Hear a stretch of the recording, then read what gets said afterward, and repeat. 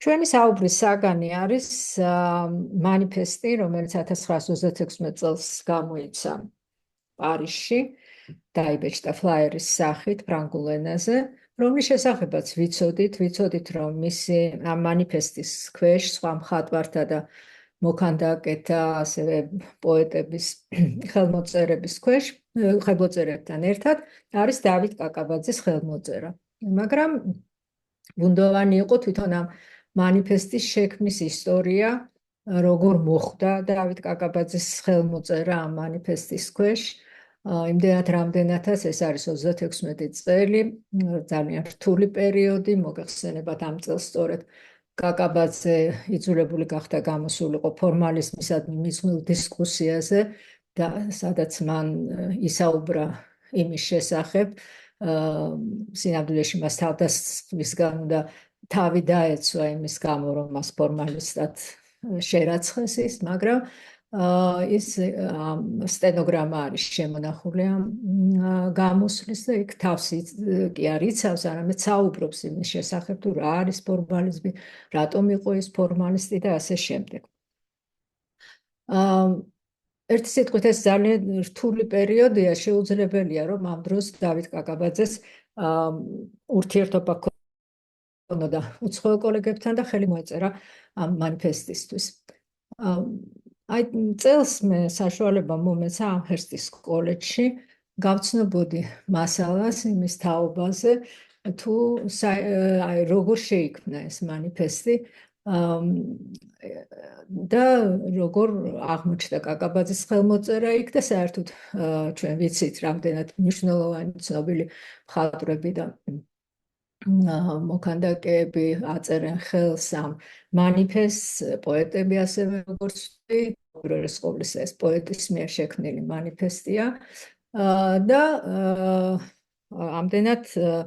მე ახლა ვისაუბრებ უკვე სრულად ამ მანიფესტის შესახებ და იმ პირთა შესახებ, რომლებმაც ხელი მოაწერეს მას. წაგიკითხავთ ამ მანიფესტის მოკლეა და მოვასწრებთ ალბათ ამის წაკითხვას და გადმოვთანხმდით ქართულად. რაც თავარია ამ მანიფესტის შესახებ ამ ისტორიას ყვება ჩარლს სირატო, პოეტი, ავანგარდისტი, უნგრელი, რომელმაც დაწერა ეს მანიფესტი. ამის შესახებაც ახლა მოვყვები, როგორ მივიდა ეს ამ იდეამდე და ის მასალა, რომელიც შემდეგ მის მოგონებებს შეიცავს და ასე შემდეგ, იყო უნგრულ ენაზე. 2019 წელს ამჰერსტის კოლეჯში მოეწყო გამოფენა, რომლისთვისაც უნგრულიდან ითარგმნა ჩარლს სირატოს ეს ტექსტები და სწორედ ამიტომ ახლა ხელმისაწვდომია ყოველივე ეს. ჩარლს სირატო თვითონ, როგორც მოგახსენეთ, იყო უნგრელი პოეტი, რომელიც დაიბადა ბუდაპეშტში, ცხოვრობდა გარკვეულ ასაკში ის დაინტერესდა ავანგარდული მიმდინარეობებით, უფრო სწორად ის იურიდიულ ფაკულტეტზე სწავლობდა, მერე ლექსების წერა დაიწყო და 25 წლის იყო, როდესაც პირველად შექმნა ავანგარდული ლექსი, როგორც ეს თვითონ მივიდა აქამდე და ამ გზას პოეზიაში შემდეგ მან უწოდა პლანიზმი, სიტყვიდან სიბრტყიდან აღმოცენდა ეს სიტყვა და ამაში გულისხმობდა იმას, რომ ამ შემთხვევაში მის პოეზიაში პოეზია გასცდა ხაზს და განვითარდა სიბრტყეზე. გასაკვირი არ არის, რომ ამ პერიოდში ვითარდება მის შემოქმედებაში ასეთი ხაზი, თუმცა მან უკვე ამას მისცა გარკვეული ესეთი მიმდინარეობის სახელიც უწოდა და მისთვის თანდათან შემდეგ ჩამოყალიბდა ეს იდეა და ეს პლანიზმი ან პლანერიზმი და წინ უძღვის პლანერული პოეზია და ხელოვნება წინ უძღვის შემდეგ აი ამ დიმენსიონის და ამ მანიფესტის აღმოცენებას დიმენსიონიზმი ცხადია განზომილებებიდან აღმოცენდა ეს დასახელება და გასაკვირი არ არის რომ სირატო ამ პერიოდში ასეთ ავანგარდულ იდეებს ავითარებს თავის შემოქმედებაში, იმიტომ რომ ის ცხოვრობს ბუდაპეშტში, სადაც ლაიოშ კაშკაშის კაშაკის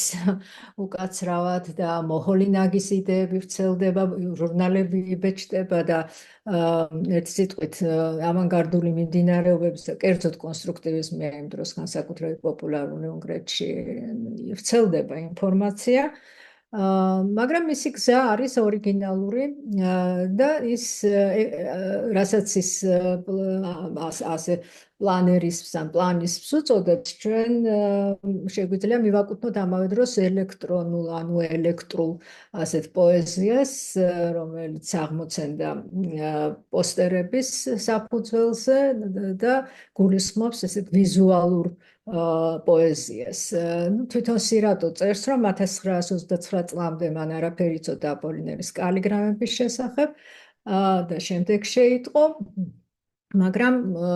ერთი სიტყვით ის ვიზუალურ პოეზიას ავითარებს თავის შემოქმედებაში. და 1930 წელს ის ჩადის პარიზში,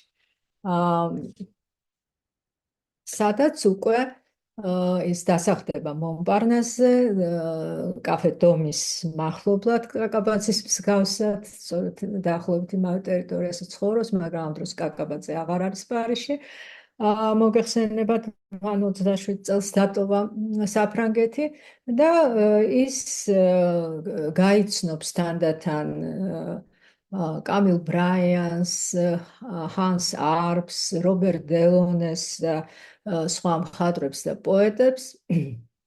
გაეცნობა უახლეს მიმდინარეობებს ხელოვნებაში და ის ერთმანეთს უკავშირებს იმას, რაც პოეზიაში ხდება, ცხადია, აკავშირებს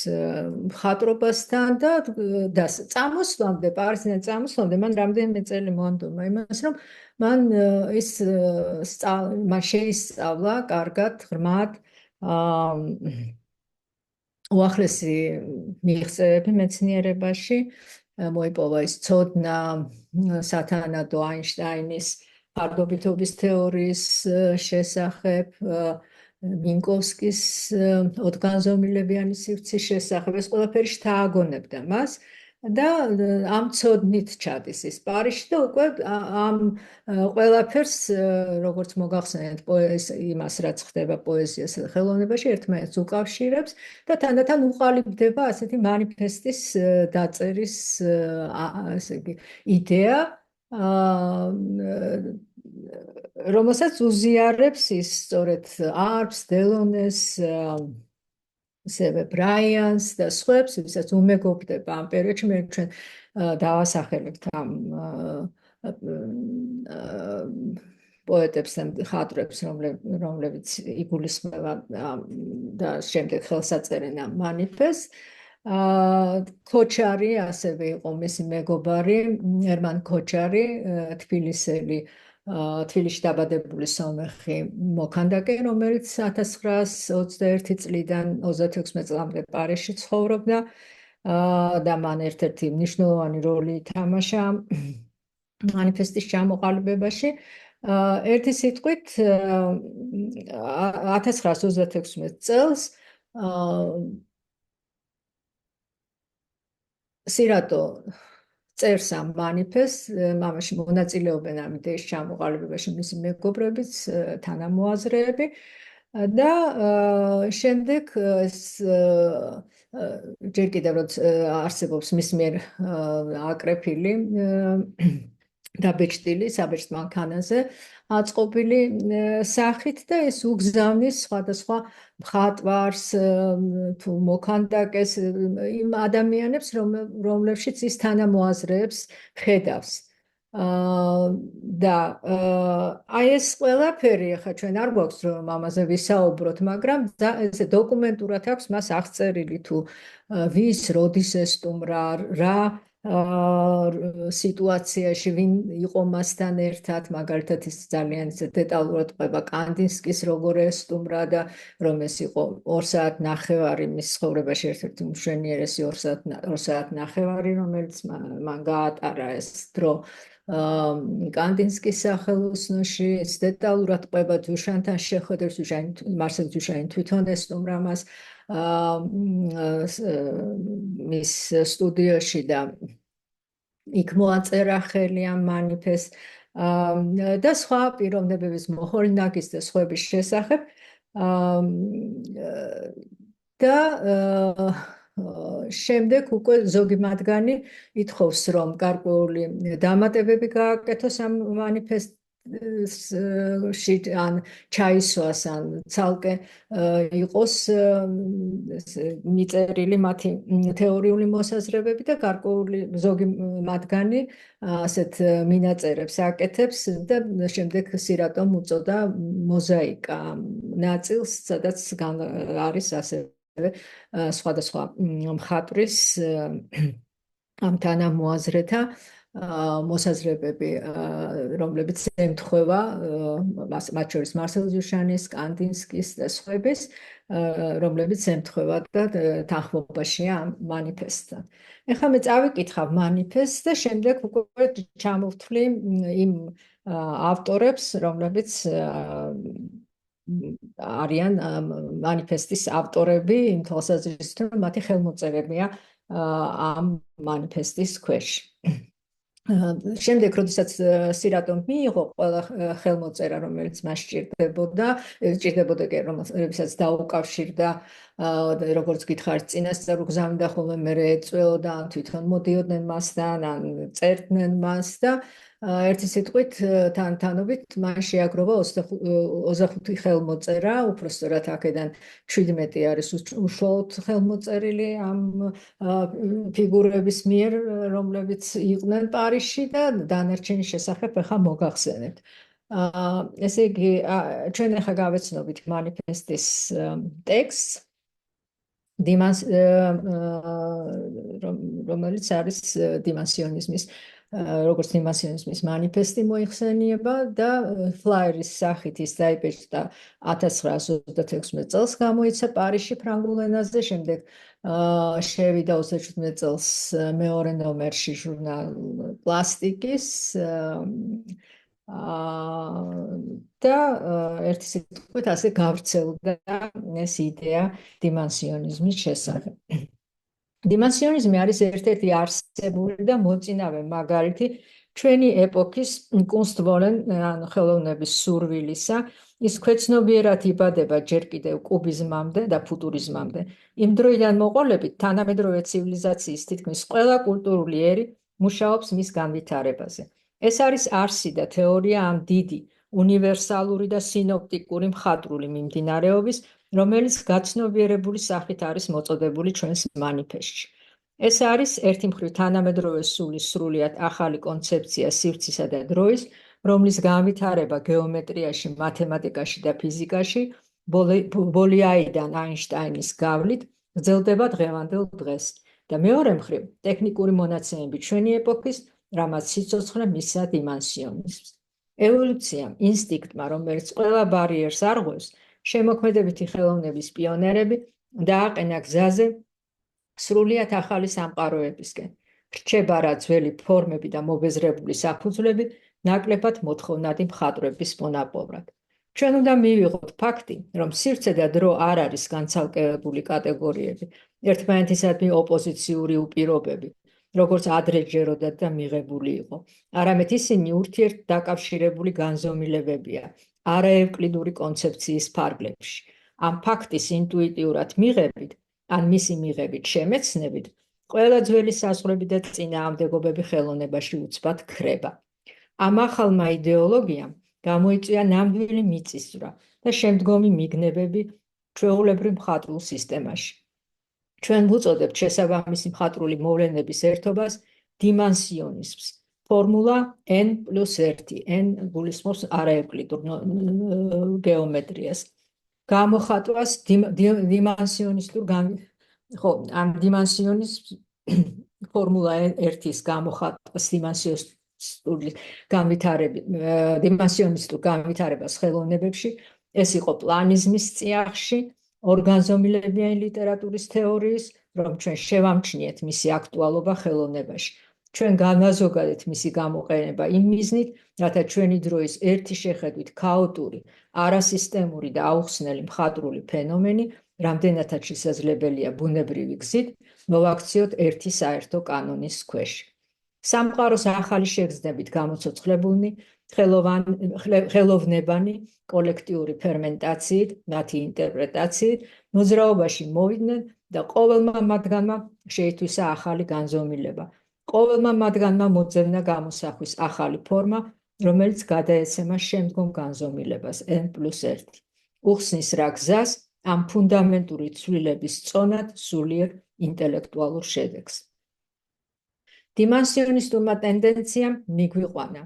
პირველი, ლიტერატურამდე, რომელიც ტოვებს ხაზს და შედის სიბრტყეზე, კალიგრამები, ტიპოგრამები, პლანიზმი, ელექტრული პოემები. მეორე, ფერწერამდე, რომელიც ტოვებს სიბრტყეს და შედის სივრცეში, ფერწერა სივრცეში, პოლიმასალებით შექმნილი კომპოზიციები, კონსტრუქტივიზმი, სივრცითი კონსტრუქციები, სიურრეალისტური ობიექტები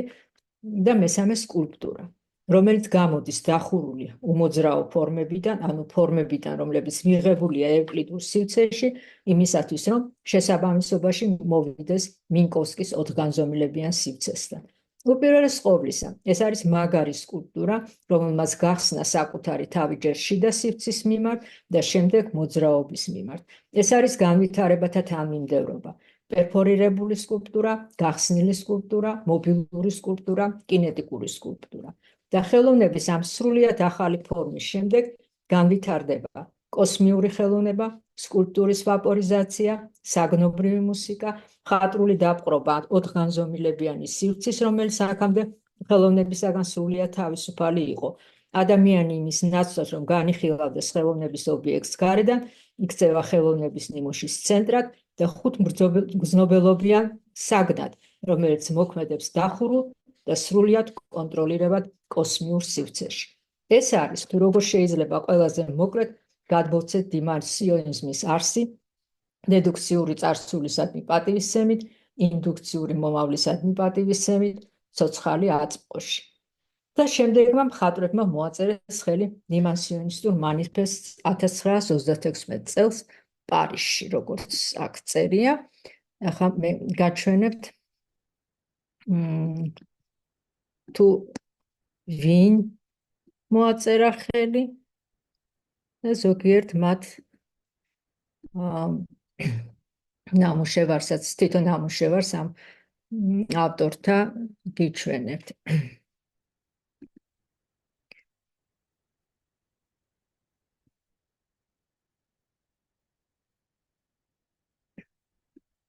პირველი, ეს არის ჰანს არპი, გერმანელ-ფრანგი მხატვარი, მოქანდაკე და პოეტი, დადაისტი და სიურრეალისტი, რომელიც იყო თანამოაზრე და გარკვეულწილად თანაავტორიც სირატოსი ამ იდეის განვითარებაში. ფრენსის პიკაპია, ფრანგი ავანგარდისტი მხატვარი, მწერალი, პოეტი, ტიპოგრაფი, ასევე დადაისტი და სიურრეალისტი, რომელსაც განსაკუთრებულ პატივს სცემდა სირატო და წერს, რომ ერთ-ერთი ისეთი წამყვანი ფიგურა, რომელსაც ის ეყრდნობა იდეის განვითარების დროს არის სწორედ პიკაბია. ვასილი კანდინსკი, რუსი-გერმანელი ფრანგი მხატვარი და თეორეტიკოსი, აბსტრაქციონიზმის ერთ-ერთი ფუძემდებელი, მოგეხსენებათ უდიდესი ფიგურა, თეორეტიკოსი, რომელთან შეხვედრასაც, რომლის ხელმოწერასაც განსაკუთრებით აფასებდა ასევე სირატო.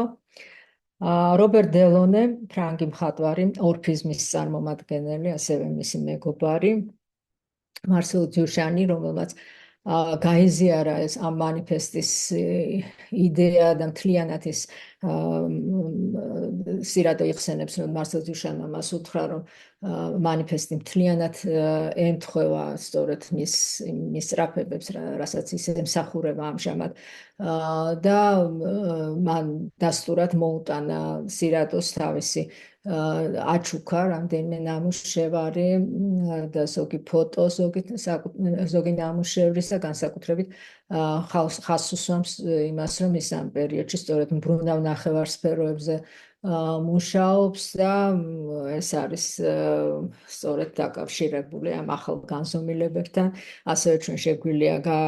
გავიხსენოთ მისი მბრუნავი მინები და ასე შემდეგ. აქ თითოეულ მათგანზე, რა თქმა უნდა, ბევრი შეგვიძლია ვისაუბროთ, მაგრამ ახლა მხოლოდ ჩამოვთვლი ენრიკო პრამპოლინი, იტალიელი მხატვარი და მოქანდაკე, ფუტურისტი, რომელმაც ასევე მაშინვე მოაწერა ხელი ამ манифესტს, ცეზარ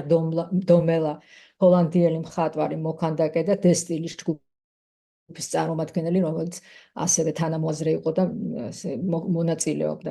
манифესტის შექმნის პროცესში. კამილ ბრაიანი, უშუალო თანაავტორი მისი და ჩვენ ბრაიანს ვიცნობთ კარგად, იმიტომ რომ ილიასდის ორი წიგნის შექმნაში მონაწილეობდა, ერთ-ერთს აქ ხედავთ, მეორე იყო მისი უცნობი სიტყვების პოეზია, ეს წიგნი გახსოვთ ალბათ, მნიშვნელოვანი ანთოლოგიასავით წიგნია იმ პერიოდის ავანგარდული მხატვრობის და პოეზიის და ბრაიანი მონაწილეობდა ამ წიგნის შექმნაშიც, გარდა ამ წიგნისა ჩრდილოეთის და ცივი რეგიონების ამბავი. შემდეგ სონია დელონე ტერკი, ის რა თქმა უნდა იყო ერთ-ერთი შთაგონების წყარო სირატოსთვის, იმიტომ რომ ეს უკრაინული წარმოშობის ფრანგი მხატვარი, ტექსტილის და მოდის დიზაინერი, ორფიზმის წარმომადგენელი, მისი მეუღლის მსგავსად რობერტ დელონეს და რაც ძალიან მნიშვნელოვანია, ამ შემთხვევაში ჩვენ ელექტრულ პრიზმებს ხედავთ მისას, მაგრამ ამავე დროს ჩვენ ვიცით 1913 წელს მან შექმნა ესეთი ვიზუალური პოეზიის ერთ-ერთი საუკეთესო ნიმუში ბლეს სენდრარის ნაწარმოების მიხედვით ტრანსციმბირული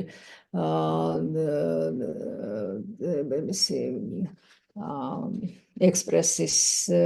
და პატარა ფრანგი ჟანის ისტორიის შესახებ. შემდეგ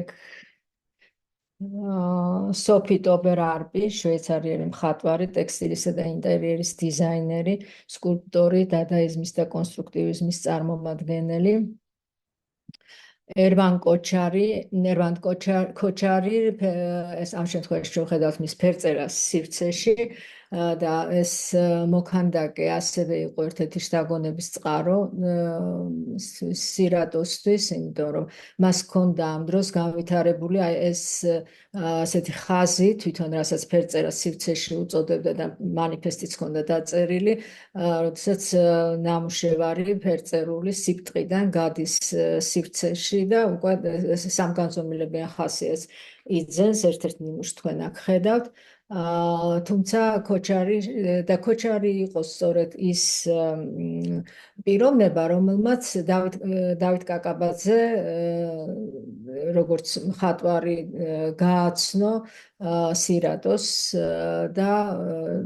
მის შესახებ მოუთხრო და არ არის გამორიცხული, რომ ეს მოხდა, რომ ის იცნობდა კაკაბაძეს იმის გამო, რომ ლეონ ტუტუნჯიანი, ასევე სომეხი მოქანდაკე, რომელიც ცხოვრობდა, მხატვარი, რომელიც ცხოვრობდა პარიზში 24 წლიდან, ის იმდენად იყო შთაგონებული კაკაბაძის მიერ, რომ მას რამდენიმე ქანდაკება აქვს შექმნილი, რომლებიც ძალიან გავს კაკაბაძის ცნობილ ქანდაკებას, რომელსაც დღესდღეობით უწოდებთ ზეტი, ანუ განგვერული თევზი და პირდაპირ მსგავსება და ის კიდეც წერს თავის მოგონებებში, რომ კაკაბაძემ ძალიან დიდი გავლენა მოახდინა მასზე და მისგან ისწავლა ტექნიკა ესეთი ასამბლაჟების შექმნის. რომ ასე ვთქვათ, ამ წრეში კარგად იცნობდნენ, არა ეტყობა, არამედ ნამდვილად კაკაბაძეს და აქედან სირატო გაიცნობს მის შეიძენს ინფორმაციას მის შესახებ. პიერ ალბერ ბირო ფრანგი პოეტი, ტაიპოგრამების ავტორი. შემდეგ ფრედერიკ კანი, წარმოშობით ჩეხი, ამერიკელი მხატვარი და მოქანდაკე, კუბისტი, სივრცითი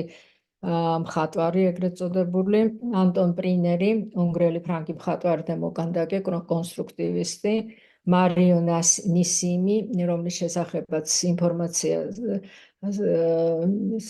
მე ვერ მივაგენი, გარდა იმისა, რომ ბერძენი ებრაელი მხატვარი და მოქანდაკე იყო, ვერ მოვიპოვე ვერანაირი ილუსტრაცია მისი, რომელიმე ნამუშევრის და სხვათა შორის ამჰერსტის კოლეჯის გამოცემაშიც ისინი აღნიშნავენ, რომ შეუძლებელი,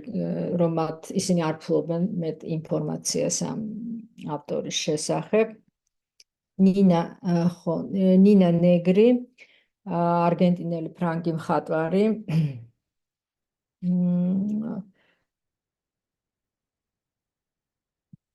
სირი რასმენი, შვედი მხატვარი, სიურრეალისტი.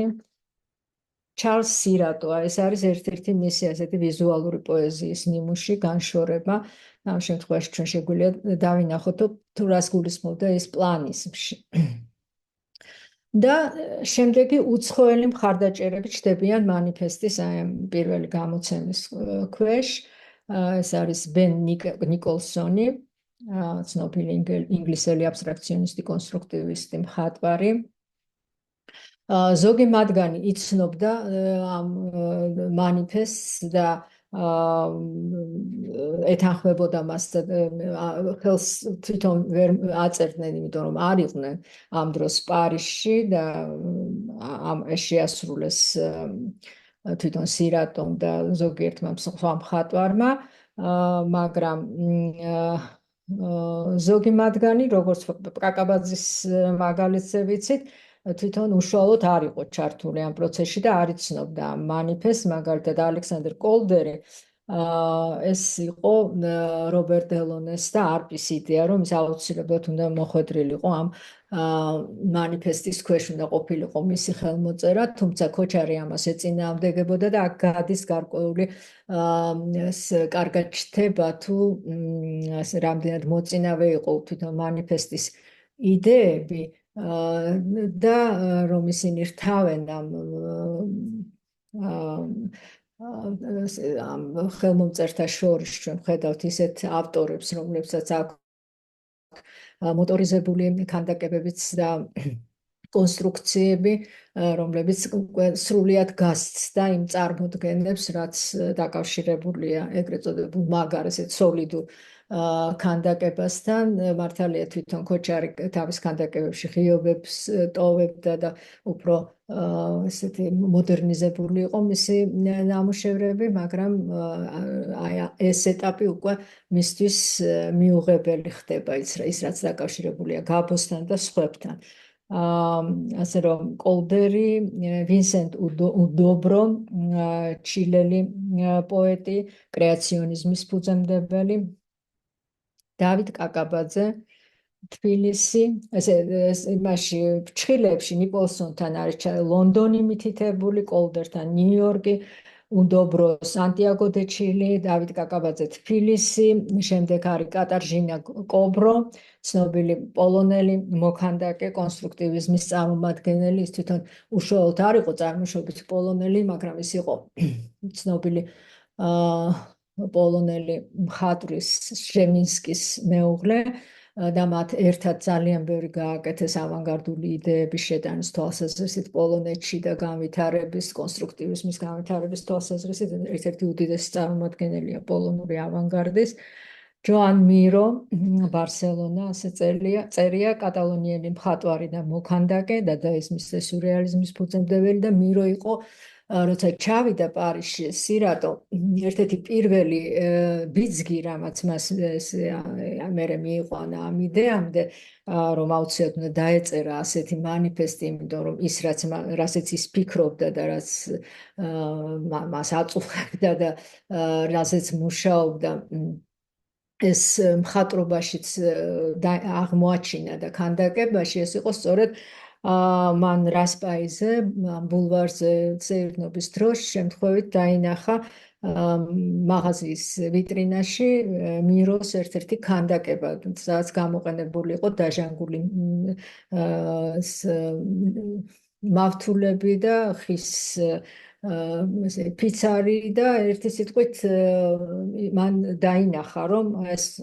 იდეები არა მარტო მასთან პოეზიაში, არამედ ვითარდება მხატვრობაშიც. ამიტომ მირო ჩართულია, თუმცა თვითონ მირო არ მონაწილეობდა ამ პროცესში. ლასლო მოჰოლინაგი, რომელიც რა თქმა უნდა უნგრელი იყო, თვითონ მხატვარი მოქანდაკე, იცით ბაუჰაუზის ერთ-ერთი პედაგოგი, ისევე როგორც კანდინსკი და შემდეგ მან ჩიკაგოში ბაუჰაუზი დააარსა ახალი. რა თქმა უნდა, ის შესანიშნავად იცნობდა სირატოს და უბრალოდ ამ დროს არ იყო პარიზში და მისი სახელიც არის აქ. წერია ლონდონი, მერე მას ჩაუსწორებია ამსტერდამი, უკვე თვითონ როდესაც პარიზში იყო, იმიტომ რომ ამ დროს ამსტერდამში ცხოვრობდა. ანტონიო პედრო ლისაბონი, პორტუგალიელი პოეტი და ჟურნალისტი, მხატვარი და კერამიკოსი. ასე შეიმუშავეს მათ ეს ჩამოაყალიბეს ეს მანიფესტი და შემდეგ იყო იდეა, რომ აქ ხედავთ ჩვენ მანიფესტს და მანიფესტის გარდა აქვე ჩანს ეს მოზაიკა, სადაც სხვადასხვა ავტორის მოსაზრებებია ჩართული, მათ შორის კანდინსკი თავის თეზას სულიერების შესახებ ხელოვნებაში მოკლედ აყალიბებს და სხვების იდეები არის, აქ ხელმოწერები და თქვენ ხედავთ აქ კაკაბაძე წერია და შემდეგ ხო, მათ ასევე შეიმუშავეს გამოფენის კონცეფცია, სადაც უნდა ყოფილიყო არაევკლიდური ხელოვნება წარმოდგენილი, პირველი უნდა ყოფილიყო კალიგრამები, ვიზუალური პოემები, პრეპლანიზმი, ტიპოგრამები, პლანიზმი, შემდეგ მეორე ფერწერა სივრცეში, სიურრეალისტური ობიექტები, კონსტრუქტივიზმი, შემდეგ სივრცითი კონსტრუქციები, ტობერ არპი, რობერტ დელონე, სონია დელონე ტერკი, ცეზარ დომელა, ფერენი, გონსალესი, ფრედერიკ კანი, კაკაბაძე აქ მოიხსენება ამ სივრცით კონსტრუქციებში, კობრო, მირო, მოჰოლინაგი, ბენ ნიკოლსონი, მარიო ნასიმი, პიკასო, პრინერი და სხვები, პოლიმასალების კომპოზიციები, მესამე ცარიელი ამოჭრილ ადგილებიანი ღიობებიანი ქანდაკებები, ღია ქანდაკება, მობილური სკულპტურა, კინეტიკური სკულპტურა, მოტორიზებული სკულპტურები და მას უნდა დართოდა ლექციები, ხო, ყოველივე ამას დაერთვებოდა ლექციები სირატოს, კოლდერის, მოჰოლინაგის და კანდინსკის მონაწილეობით. ჩვენ ვხედავთ, რომ სკულპტურას, როგორც ჩანს კაკაბაძის ქანდაკებას, ეს არ არის გასაკვირი, ისინი არ იცნობენ და ამიტომ ქანდაკებების ამ განყოფილებაში არ არის ის მოხსენიებული, თუმცა შემდეგ არის კიდევ ასეთი აზრი, რომ მათ უნდა გამოსცენ ეს მანიფესტი თარგმნილ ყველა ენაზე, რომელი იმ რა ეროვნების მხატვრებიც არიან ავტორები წარმოდგენილი, მათ შორის და რა ენაზეც იქნება თარგმნილი, იმ ენას უნდა უკავშირდებოდეს იმ ეროვნების ავტორის ფოტო უნდა ყოფილიყო წარმოდგენილი, ეს იდეა მე არ განხორციელდა, მაგრამ კაკაბაძეს მოიხსენიებენ როგორც რუსული ავანგარდის. ამ დროს უკვე მე ვფიქრობ, ქოჩარმა 36 წელს დატოვა პარიზი, როგორც ჩანს აი ამ პერიოდში ის უკვე იქ არ არის, როდესაც ამ ნაწილს წერენ, იმიტომ რომ რა თქმა უნდა რუსული რომ არის მინიშნებული, რომ კაკაბაძემ ამის ილუსტრირება, კაკაბაძის ფოტოთი უნდა ილუსტრირება მოხდეს ამ ტექსტის, ასე არ მოხდებოდა ალბათ მისი ყოფნის შემთხვევაში და იქნებოდა ქართულ ენაზე ეს მანიფესტი.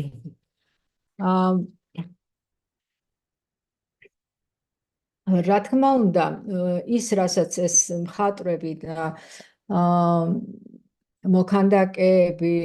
აკეთებენ ამ პერიოდში, რა იდეებსაც ამვითარებენ, ჩვენ ხშირად გვახსენებს იმ დღესდღეობით უკვე იმ და რამდენად წინასწარმეტყველური იყო ეს ყოველივე, ჩვენ შეგვიძლია განსაზღვროთ იმ screen saver-ებით და სხვა გამოსახულებებით, რაც ჩვენს კომპიუტერულ ეკრანებზე ჩნდება, ანუ ასობით ბოდიში და ათასობით არის ასეთი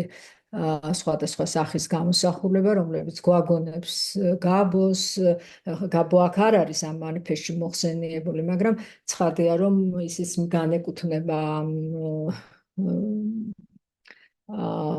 მიმდინარეობას, გარკვეული თვალსაზრისით დიმენსიონის და ამ მიმდინარეობას პირდაპირ ეთანხმება მისი შემოქმედება, თავსდება ყოველივე ამაში და სხვა ავტორების ნამუშევრებს. როგორც აღნიშნე ამ იდეებმა, რომლებიც ასახული არის მანიფესტში, განვითარება პოვეს ჩვენი კომპიუტერების ეკრანებზე, სადაც ერთმანეთს ერწყმის სამეცნიერო და ტექნოლოგიური მიღწევები და მიღწევები ხელოვნებაში, გულისხმობს ხშირად მოგვაგონებს აღნიშნული და მრავალი სხვა მხატვრის თუ ექსპერიმენტატორის მიერ მხატვრული მედიუმით შექმნილ თუ შეთხზულ ფორმებს. პირადად ჩემთვის ეს მანიფესტი ერთგვარი დასტური, ერთ-ერთი მტკიცებულება იყო გარკვეული მოსაზრებების, რომლებიც გამოვხატე თავის დროზე 1995-96 წლებში, როდესაც მუშაობდი ანონიმური საზოგადოების კოლექციაზე და კერძოდ და სხვა მხატვრებთან და მოქანდაკეებთან მათ ნამუშევრების კონტექსტში დავით კაკაბაძის ნამუშევრებზე. სწორედ მაშინ გამოთქმულ გარკვეულ მოსაზრებებს ის მტკიცებულება ასავით არის ეს მანიფესტი ჩემთვის, იმიტომ რომ და საერთოდ მინდა აღნიშნო, რომ ხანდახან სახელმწიფო პროცესი ჩემთვის თეორემის მტკიცებას ემსგავსება